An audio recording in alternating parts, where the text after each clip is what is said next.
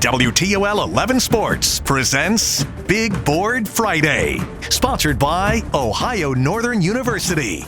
Your dreams await.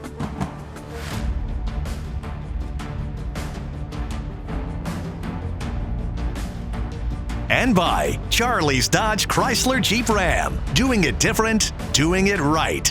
By Frickers, the home for fun, food, sports, and spirits. By PT Link Physical Therapy. Feel the difference and get relief now.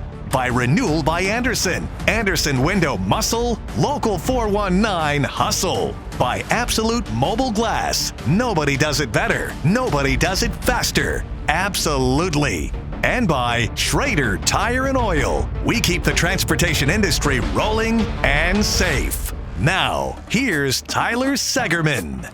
Good evening, everyone, and welcome into Week 7 of Big Board Friday, sponsored by Ohio Northern University. Another fun lineup for you all tonight. Appreciate you tuning in. High school playoffs are inching closer, and the battle for conference and league titles continue to heat up. Once again, we've got more than a dozen games to highlight, and we begin in the Catholic High School League. Central Catholic has bounced back from its 0-3 start and entered the night winning 3 straight. Same can be said for St. John's, who also came in with momentum, seeking a 4-game win streak themselves. Titans also looking to snap a 10-game losing streak to the Fighting Irish. That includes the postseason.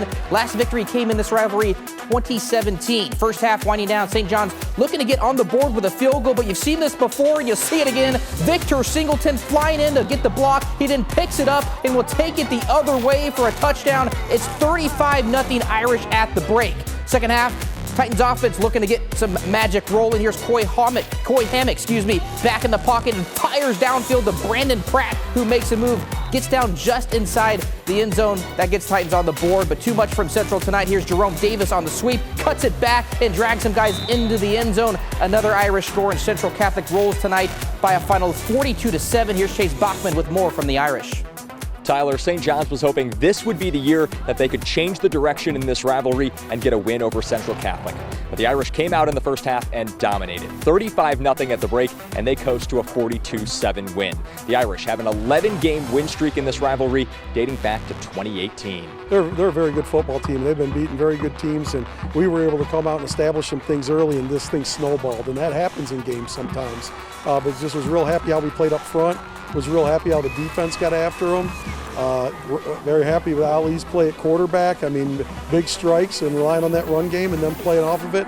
And Jeremiah Fuller and Anthony Silvestri in the second half, you saw them do some great things. And this was the most complete game we've played yet. You know, we never put our head down. We're 0-3, but we go 1-0 every week. That's our mindset. So we just keep driving.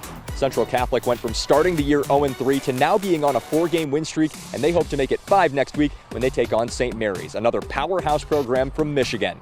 But until then, reporting from Leiden Stadium, Chase Bachman, WTOL 11. Tyler?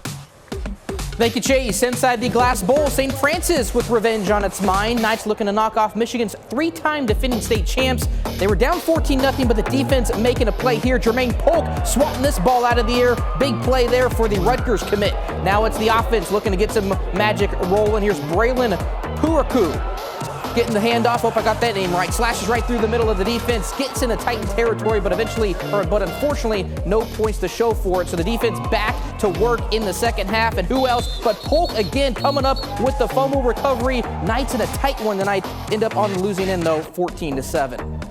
Shifting to the Northern Lakes League, Findlay and Perrysburg squaring off in a battle of 5-1 teams. Winner would keep its Buckeye Division title hopes alive. Jackets up 14-3 at the break, but the Trojans driving. Here's Miles Bailey launching it down to Sean Hines, who turns on the Jets, and there he goes all the way to the house. That's Findlay's first touchdown of the game. So now the defense looking to piggyback off. Down 4, Brady Maxwell throwing, and it's going to be tipped up and picked off by Mason Hetrick, and then caught there by Jed Scott. He gets the interception. Findlay now in the move here, now time winding down. Reed Gherkin there with a big-time sack on the Findlay quarterback. So we go to 4th down. Trojans one last opportunity here, going downfield, but it's going to be broken up by Brandon Badick and Michael Duvall. They say no, and that's how Perrysburg seals the victory tonight. Thrilling fashion, 14-10. Here's Noel Blumel with more from Steinecker Stadium.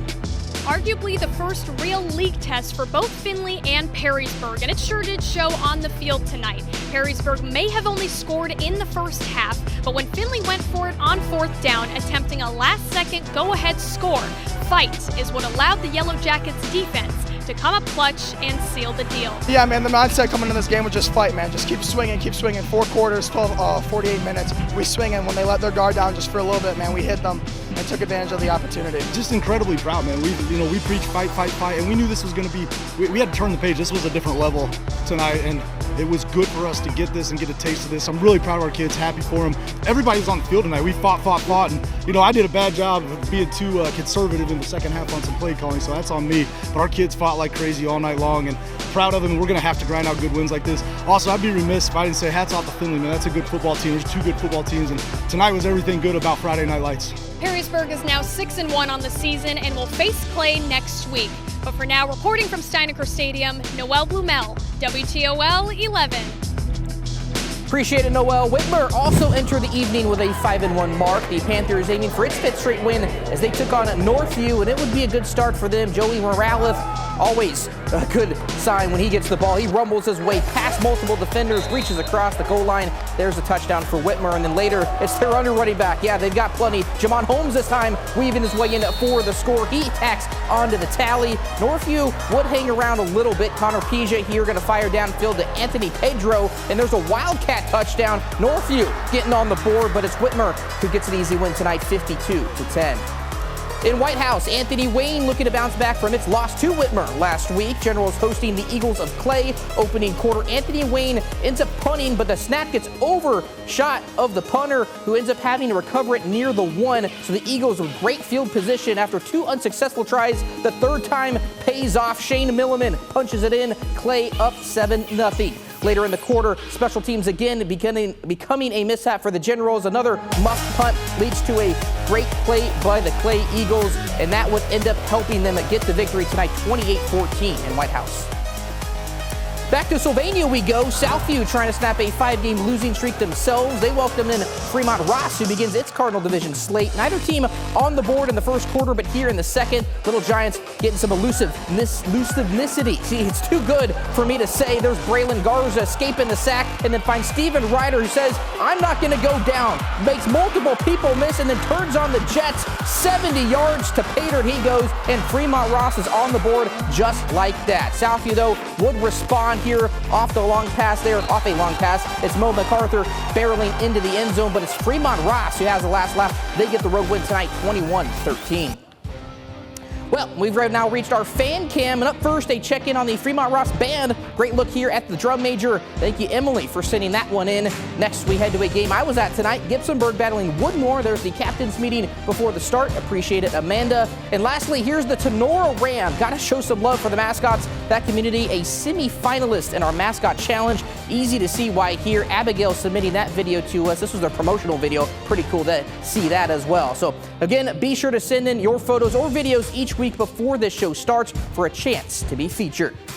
Well, it's time for our first break in the show, but don't worry, still plenty more to get to, including a showdown in Pemberville, plus a check-in on the SBC. Stick around, more highlights when we come back. Welcome back to Big Board Friday! Thank you, Mommy Cheerleaders. Welcome back. And speaking of the Northern Buckeye Conference, we saw our first domino fall last week when it comes to the NBC title race. Oak Harbor losing for the first time since joining the conference, which not only opened the door for Genoa, who beat them, but it also opened up the door for Eastwood, who has finished runner-up to the Rockets in each of the past 2 years. So could the Eagles take advantage? Well, it helps to have this man back. Senior quarterback Drew Luthard back on the field after breaking his throwing arm just 2 months ago. Can't believe that. But it would be his younger brother Braden making the plays out of the break here. Rockets forced to throw it here. Ball gets batted up by Cam Shoemaker, and then there's Luthart there to pick it off, setting up Eastwood for yet another score. Well, very next play, here's Drew dialing up the family connection, and what a snag here by Braden. Are you kidding me? Interception and play of the night nominee in back-to-back moments. Wow, he finished with 2 touchdowns on the night and 136 yards receiving. Then later, it's Trace Johnson adding another score on the ground, and Eastwood, via a running clock tonight, beats Oak Harbor 42-6. Genoa, as I mentioned, press off its big win last week, seeking to continue that momentum and capture a 6th straight win.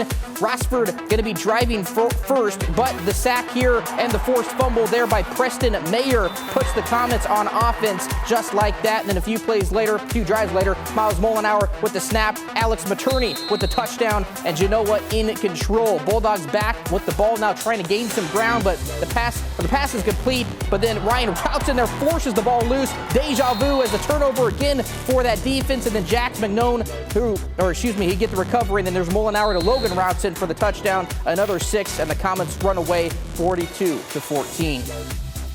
Across the river in Maumee, Panthers matching up with Fostoria. Redmond still looking for its first win of the year. It would be the Panthers who would get things going on the ground. Cohen Jones rumbling his way into the red zone. He would then finish off the drive here from from a few yards out, puts Maumee up 7-0. Panthers now looking to the air because they can throw it too. Ben Kubik's dialing up the pass. He's going to go the other way to Brock Hurd, who has a big play down the other side of the field. That then leads to another Jones touchdown who goes right up the middle, and Maumee puts up 70 tonight. They get the win by 50. Pivoting to the Sandusky Bay Conference, Gibsonburg back at home. They're hosting Woodmore, who suffered its first loss last week. Opening quarter, it's still scoreless. Aiden Nims going to get the handoff. He finds a crease toward the sideline, and with big ol' Hayden Brown leading the way, he's going to go. The senior with a wheel and a clear path goes 68 yards. The wheel, puts the Bears on top first. And it's the special teams muff snap leads to Grant Smith come flying in to tackle the punter. He was all over the field for Gibsonburg. And defense, the story in this one. Here's Chewy Rodriguez and Hunter Wasserman combining on the stuff there. Bears and a tight one prevail, 14-6 the final. At Northwood, the Rangers returning home after a pair of road trips. They lined up against Calvert tonight. Into the first quarter, we picked this one up. Calvert up by 7.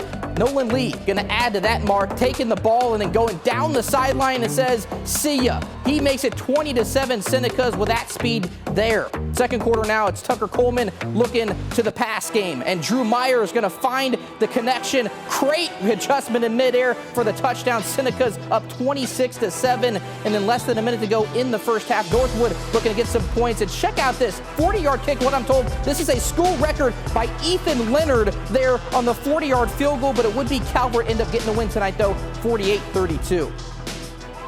Play of the night we've now reached, and you didn't see this in the highlights a minute ago. That's because I was saving it for this segment. It's actually two great plays in one. First, Reese Walby, who also plays quarterback, able to pick this off, evades a couple defenders, but keep watching because Keegan Strong going to punch the ball free and get the ball back for Woodmore. What persistence from the junior offensive lineman. He also recovers the rock as well from one turnover to another. Strong showcasing his strength and turns a negative into a positive. Blocking, not the only skill on the resume anymore. Celebrate that effort, young man. It's our play of the night. One more stoppage before we wrap this show up. Still to come, the top two teams in the TAC battling at the Forest. Who prevailed and what they said after the win, that's still ahead.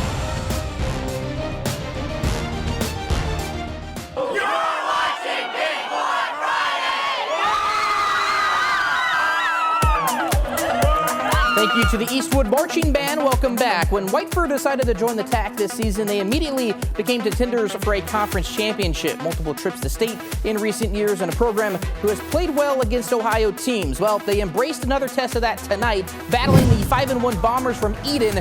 First place up for grabs at homecoming night in the woods. Edon down in the second half and trying to get back in it. Briggs Gallahue going to look deep here. He'll find Kendall Briggle. Yeah, there you go, in stride, and he's off to the races, taking it down for the Bomber touchdown. Edon with a little bit of momentum, but Whiteford would respond. The pitch here to Drew Ruddy, going to break some tackles. He'll weave his way through the defense just enough at the end as well. Takes it in for another Bobcat touchdown, and they would be lighting up the scoreboard tonight. Check out that effort. My goodness, that again is Drew Ruddy. Again, Whiteford loves running the ball. Here's Breck Ruddy this time. They got a lot of Ruddies, and they can score a lot of times. Here is he finding Pater as well, and Bobcats put up 60-36. They get the win over Edon. Here is the Bobcats afterward. I actually had some really good. That's all I did tonight in the offensively was run the ball, but the line was great. It was beautiful to see that hole open up. I was like, woo!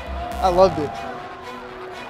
Edon's a really good football team. You know, with what they do offensively, you're not going to keep them off the scoreboard. I think the frustrating part was just some of the self-destruction that we had there in the first half, and and so forth. But our kids did, we cleaned it up, and really that second and third quarter, we really got after it on both sides of the ball. Blanchard Valley Conference we head to now. State-ranked Liberty Benton undefeated on the season and sitting on the verge of a 7-0 record. Eagles putting it on early. Carter Barbara to Seth Elkert cutting it through, and the Toledo commit going to find his way into the end zone. It would be all Liberty Benton tonight. They get to win 42-9. So there you have it, another Big Board Friday in the books. Remember, if you missed any of the highlights or simply want to rewatch the entire show again, head to our website or WTO11 Plus for that content. Take care, everyone. Appreciate it. Have a great weekend.